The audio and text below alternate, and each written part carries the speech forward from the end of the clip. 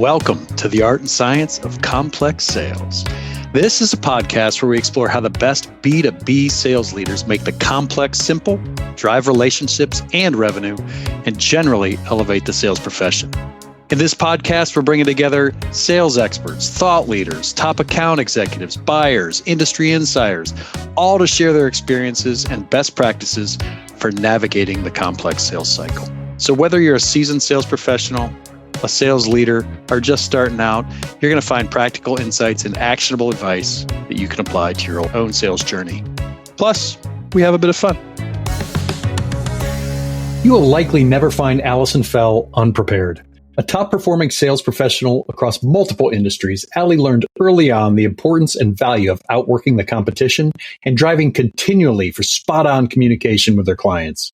A SalesStar practice partner in the UK, Allie brings a wealth of knowledge, a love of sales, and her proven approach to clients as she is helping businesses transform the way they sell and the results they achieve. Let's welcome Allie to the program. Hey, Allie, welcome to the show. So glad to have you on. Hi, thank you for having me on. Hey, just so everybody knows, what part of the world are you sitting in right now? I'm sitting in Manchester in the UK. Manchester. So which of the football teams do you go for? I mean, is it City or United? I am a Red, so I am United. We're known for two things here in Manchester: the rain and the football. Yes, you are. The football, absolutely. I guess I probably, there's going to be a whole segment of the UK population that turns off when I say that I followed Liverpool for the past 5 or 6 years. Oh, wow. But so sorry. I won't hold that against you. Don't worry. Okay, in advance. I just started following their coach, and I was like, "Wow, he's a fascinating guy." And so I was trying to learn a little bit from his coaching style. But that being said, we're talking about sales, not football. So, hey, I want to dive right in with you. You've had a long and successful career. It's varied over. Really started in medical devices in the medical industry, right? Yes. And then you've taken that and you've also been a sales coach, consultant. You've done a bunch of different industries. Do you mind sharing a little bit about your background in sales? And then what are some of the things that have made you successful in sales that translate across industries? Yeah. I started off, as quite rightly, in medical devices. Prior to that, I was in recruitment. So in healthcare and teaching recruitment. And that gave me a taste of wanting a little bit more to do with sales. So went into medical devices, thoroughly enjoyed it. It's, it's not something you take lightly, and there's a lot of preparation that is required. And preparation is totally key. Well, for any role really, but especially within sales, I would say. And during that time, I think it was the main lesson learned is effective communication, open, honest, transparency, and being able to communicate information clearly, understandably.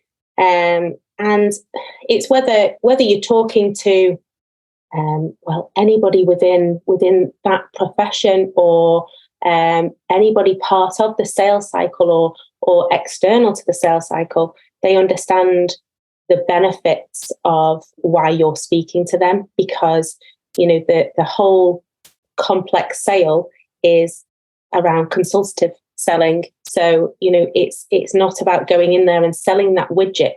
It's about understanding what would be their problem that you would solve with your product. So preparation, you mentioned two critical things there. And I try to just take themes from things that you learned. Number one is preparation. And I find that that's one of the things that salespeople often don't do, even in a complex sale.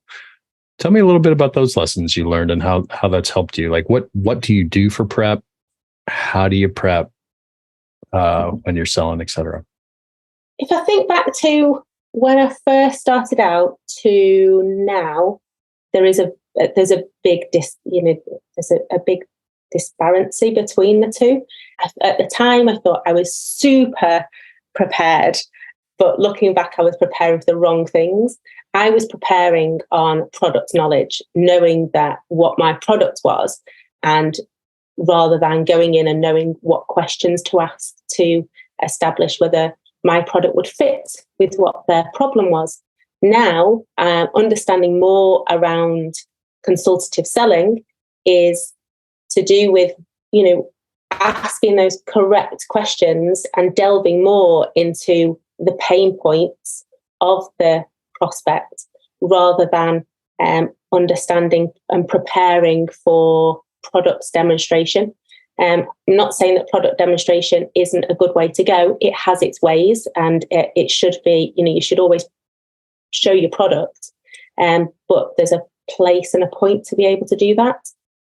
Hey, Alison, I have a question about that. So in terms of preparation, there's a ton of product info you need for medical devices, right? And you have to know the ins and outs and all sorts of stuff. And you're required, I know you are required by law in the US even to know a lot of that. But do you need the same rigor? Like in preparing for a sales call, when you're looking at consultative selling, do you need the same rigor in developing the questions that you have that you formerly put into understanding your product? Or do you need really the same level of rigor for each? This is what I'm trying to ask. Yeah, I think any good salesperson would be able to sell their product and understand their product fully.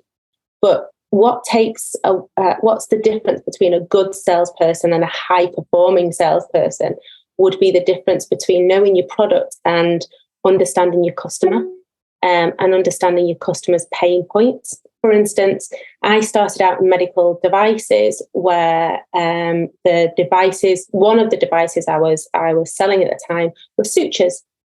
So sutures, they're not like a super sexy product. So you couldn't go in there and say, oh, look, this is my product, and really jazz this up. Let me demonstrate real quick. I'll do a quick cut in the arm and you just fix me up, Doc. Yeah, exactly. Yeah.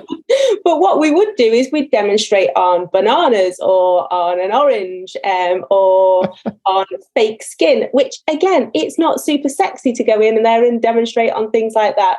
So you would be asking more questions.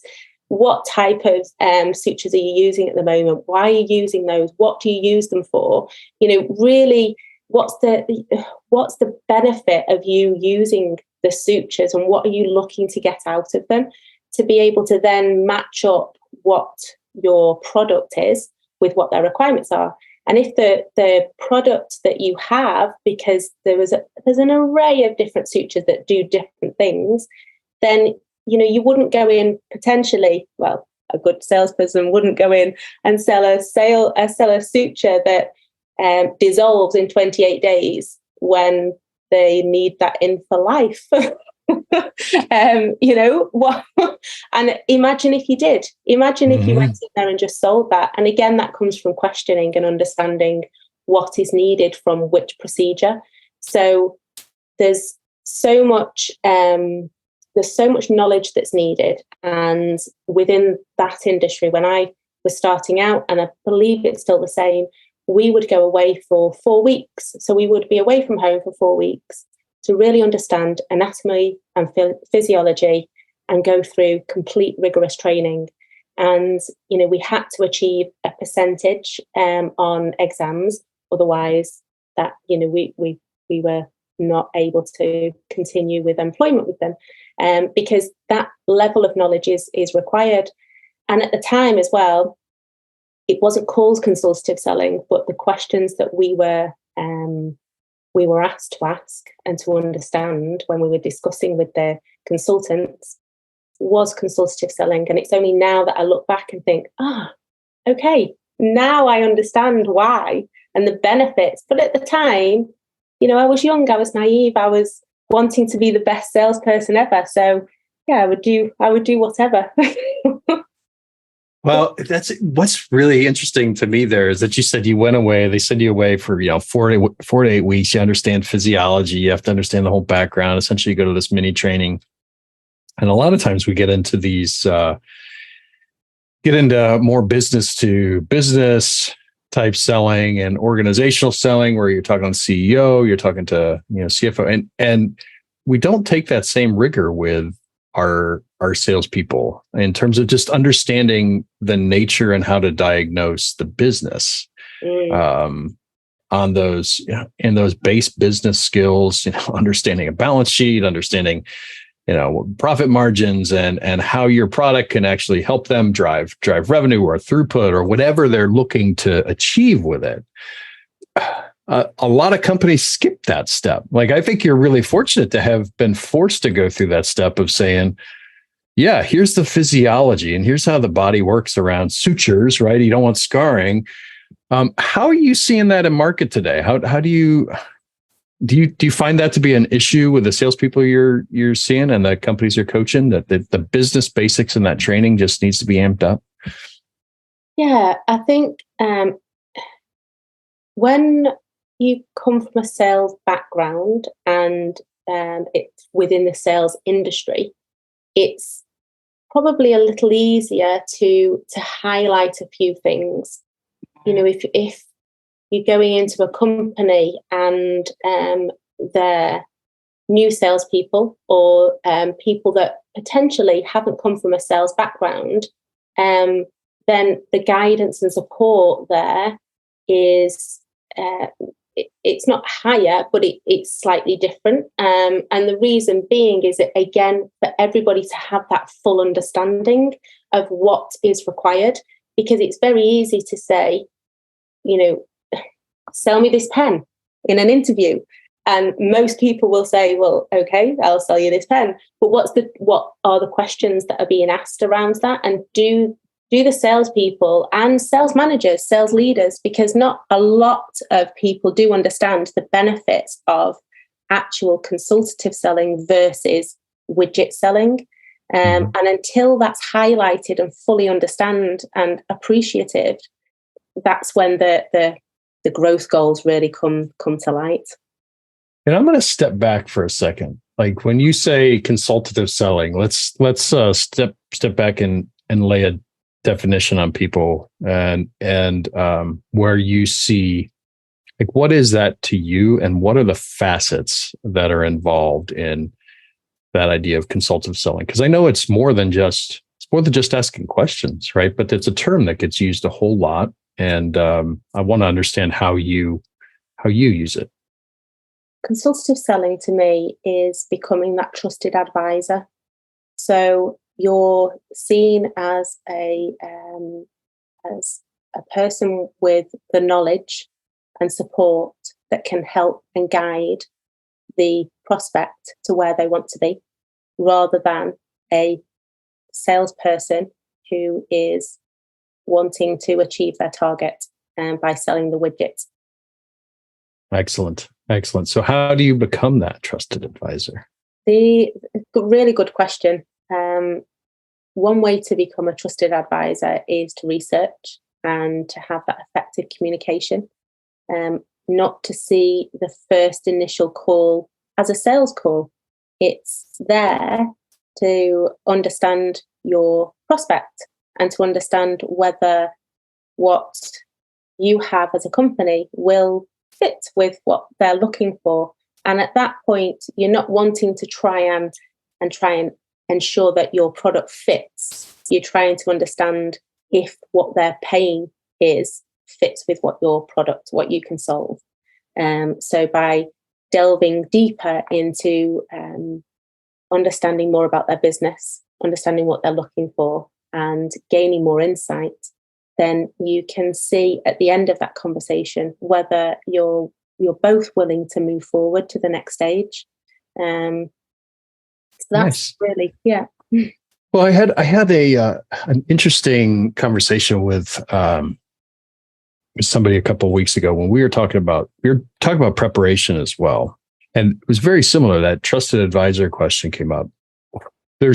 I think there's this line with preparation that people say, like, there's this analysis by paralysis where you think you need to be, over prepared in 48 hours worth of research versus preparing enough that you can bring value to the conversation.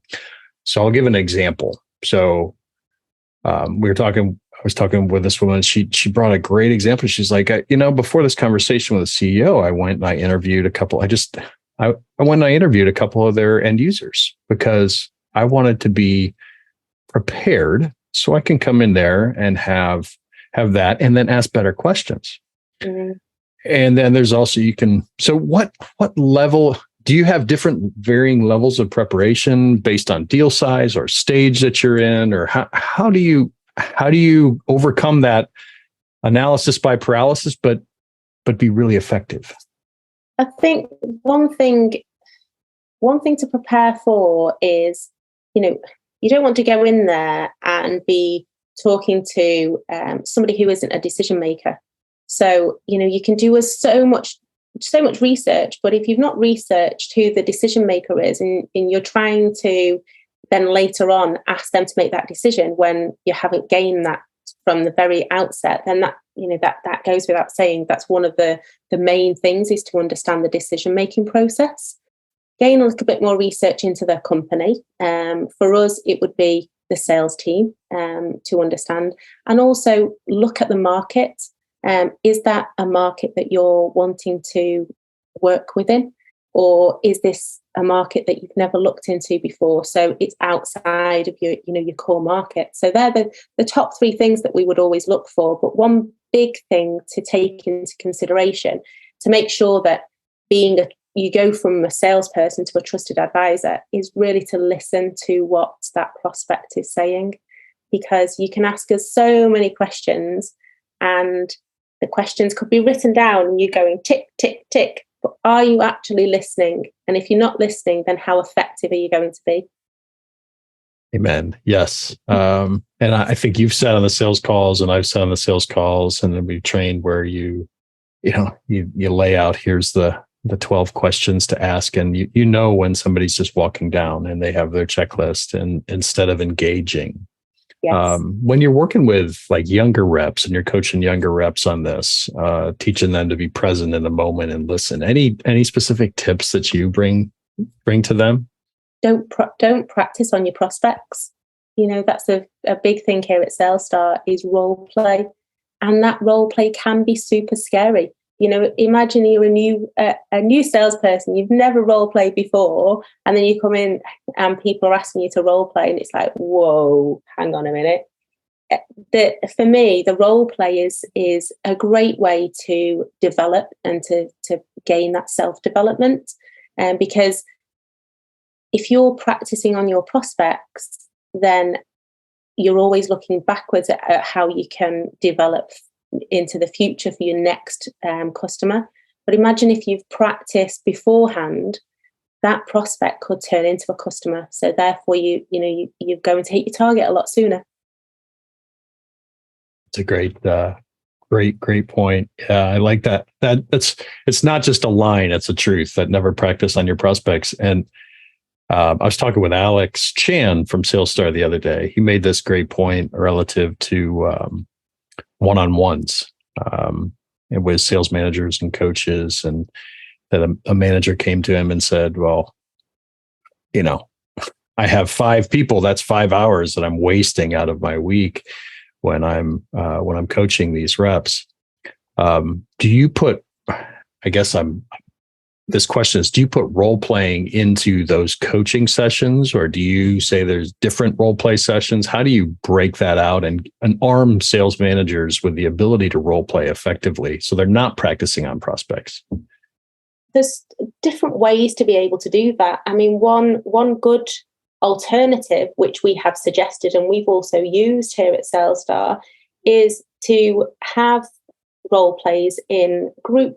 So the end of week group sales meeting, and that could be to look at things that have happened in that week that maybe the sales team want to overcome. So a topic could be, I'm getting to the closing stage, but I'm not getting anywhere. Then I need some help and some guidance. So let's get all the salespeople together and do some coaching and guidance around the closing, and let's have a look at role plays.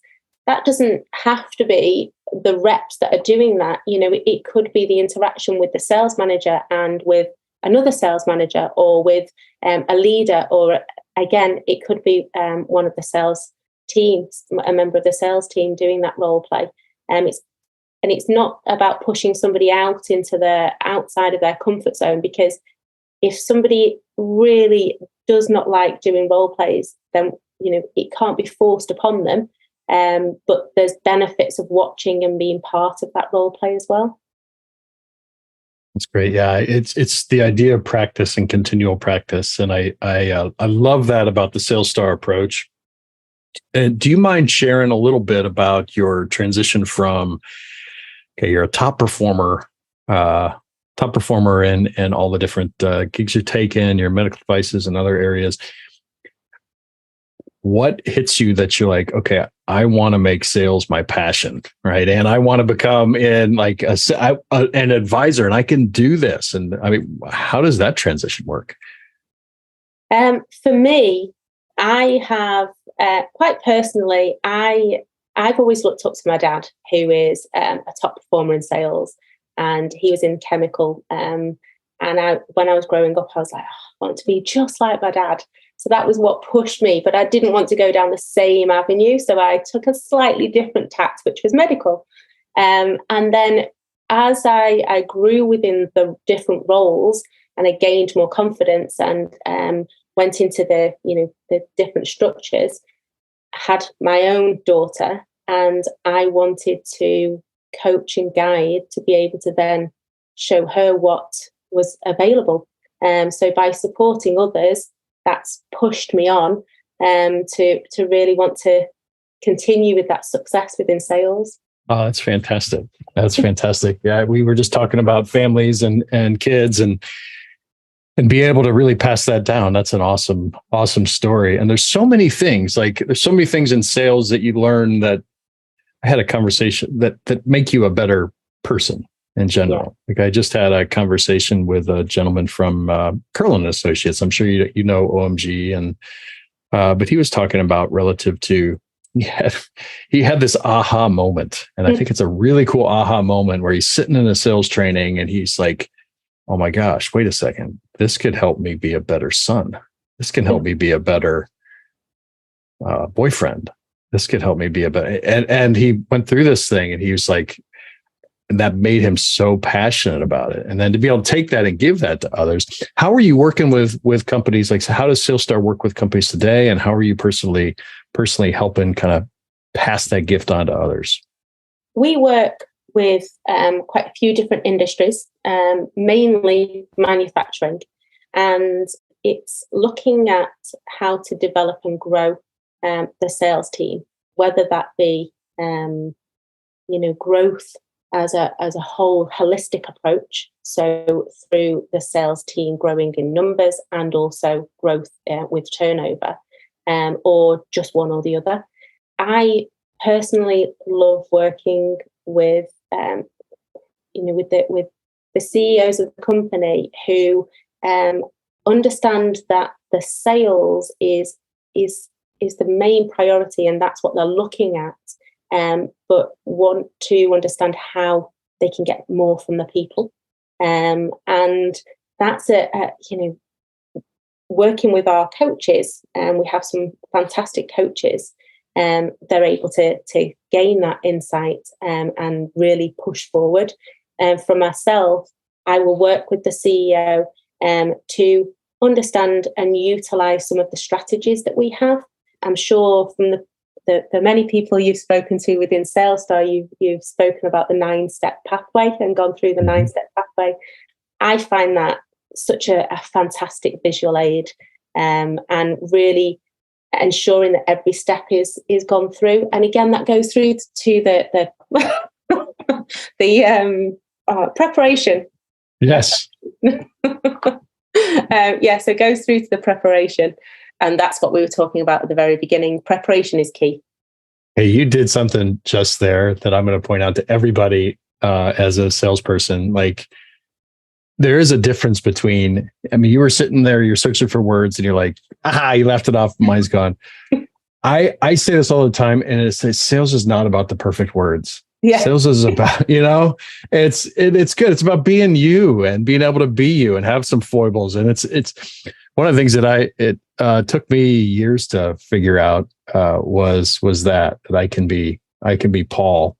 Mm-hmm. And then I love what you're talking about with what your coaches do is really helping empower those reps understand, where they're good, where they're not, where they need help, where they need to grow, where the strengths they really can build on. And essentially that 9th step is helping the CEO do it with the same type of analysis with the company, right? Yeah. Which is fascinating. So we're almost at the end of our time. So I would love it if you were able to tell everybody how people get in touch with Alison. Yeah, through SalesStar, SalesStar UK. And you can have a look at the website, and that'll guide you through the whole global part of SalesStar. And alternatively, you can contact me via email, which is alison.fell@salesstar.com. And I'm going to give a leading question here too. Are you on LinkedIn? I am on LinkedIn. Yes, I am here. Yes. I'm trying to post as much as possible. Again, this comes back to development, self-development. It's putting yourself out there. At the beginning of the year, I didn't really want to post as much. And now I'm like, oh yeah, I'll post 2-3 times a week. So yeah. Well, yeah. And the reason I asked it as a leading question is because I follow your posts and I love it because you really do. It's one of the things I can tell you put thought and heart and effort and work into those. And I love them. They're just, you get some great insights, and I wait for the next one and I read it, and I'll generally be a commenter and a liker and that type of stuff. But everybody follow Alison on LinkedIn because she does some great work on there, and absolutely love your stuff. So, and thank you. Thank you so much for being on the Art and Science of Complex Sales. We love having you as a partner. We love Membrane loves working with you, and I absolutely love getting to know you here and sharing it with the world. So, any final thoughts for anybody? Final thoughts? No, I just want to I appreciate you bringing me on to this. I know we met in person, and it's always good to continue that relationship online. So yeah, thank you very much for having me on. Right. Absolutely. Well, hey, everybody, keep shining bright out there. Go out and sell something, which, what Alison is really, what she's saying is go out and consult, be with people, listen, ask great questions, and continue to get better every single day. So with that, we will close out the Art and Science of Complex Sales for the day. Have an awesome one. Thank you so much for listening to the Art and Science of Complex Sales. This podcast is sponsored by Membrane and our partners from around the globe. Here at Membrane, we believe that B2B sales is at a crossroads. Due to decades of quantity-based prospecting, information overload, and really a shift towards efficiency over service and pitching over leadership in sales, customers are saying enough is enough. They're tuning out average performers and choosing to take most of the buying journey on their own. This results in up and down sales results, forecasts that are all over the place, and salespeople that are half committed due to the fact that they're having poor results and they have an inability to truly connect with customers. We believe the road successful companies are taking to combat this is threefold. Number one, training to create leaders and executives across all areas of the team with strong habits and sales methodologies that bring value. Number two, technology that focuses and helps a salesperson succeed and reinforces great habits rather than wasting their time on filling out fields for reporting or wasting their time on spamming customers that have no interest in ever buying. Third, talent. And I'm talking about talent that's empowered and emboldened to make a difference for their customers and their companies. So where are you on that journey? Membrane and our network of partners across the globe are here to help and to elevate the sales profession. We streamline critical technology by combining CRM, training and enablement, and more into one seamless platform. We drive best-in-class methodologies through our partners. They provide the top thought leadership methodologies and resources from across the globe. And our collective efforts are dedicated to recruiting, training, coaching, and empowering, and measuring the habits of the top teams in the world to ensure success. Join us at membrane.com to learn more. And thank you so much for listening.